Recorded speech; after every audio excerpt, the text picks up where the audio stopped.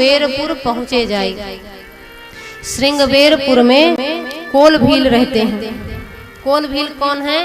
Lead पुरुष और धीवर स्त्री से उत्पन्न वर्ण संकर संतान को ही कोल भील कहते हैं।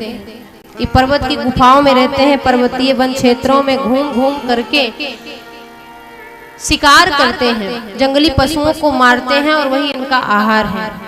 ऐसे म्लेच्छ जाति के जीवों को कोल भील कहते हैं, जिनका कोई आचार विचार नहीं है। पर श्री राम जी को देखे तो सब आचार विचार से संपन्न हो गए। जो चोरी करते हैं, निरंतर हिंसा करते हैं, जीव हत्या करते हैं, वो सब छोड़ दिए जब श्री राम जी को देखे हैं। आते जाते हुए पथिकों के सामान को चुरा लेते हैं, परंतु श्री राम जी का कोई सामान नहीं चुराए। उन्होंने कहा कि प्रभु यही हमारी सबसे बड़ी सेवा समझिए। अस हमारे प्रभु बड़ सेवकाई, ले ही न बासन बसन चुराई।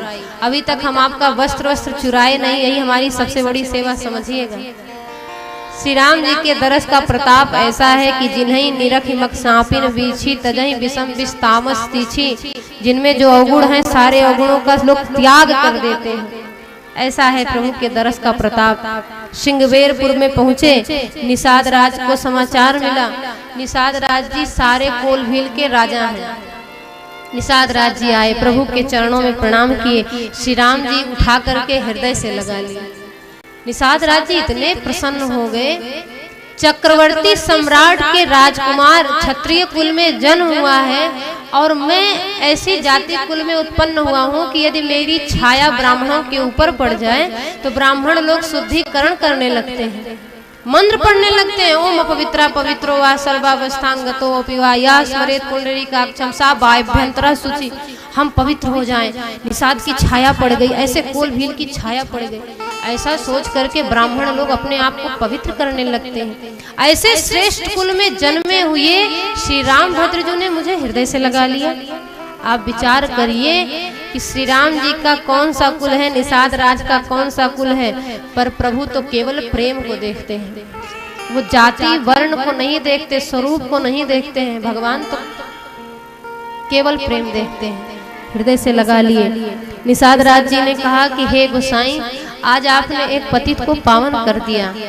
हे नाथ, कृपा करके हमारे नगर में पधारी। अब लक्ष्मण भैया को बड़ा बुरा लगा। कहते हैं सरकार, आपने इसको गले से क्या लगा लिया, ये आपको अपने बराबर आपके बराबर मानने लगा। कोल भीलों का छोटा सा गांव है, उसको नगर बताने लगा। श्री निषाद राज जी कहने लगे, लक्ष्मण भैया, श्री राम जी तो वन में चले आए हैं, अयोध्या तो वीरान हो गई। वन में ये आ गए, वन ही अयोध्या हो गई। अवध तहाँ जहाँ राम निवास, तहाँ ही दिवस जहाँ भानु प्रकाश। अयोध्या वीरान हो गई, सरकार यहाँ आए, मेरा गांव भी नगर बन गया। इसलिए हम कहते हैं प्रभु आप हमारे नगर में चलिए।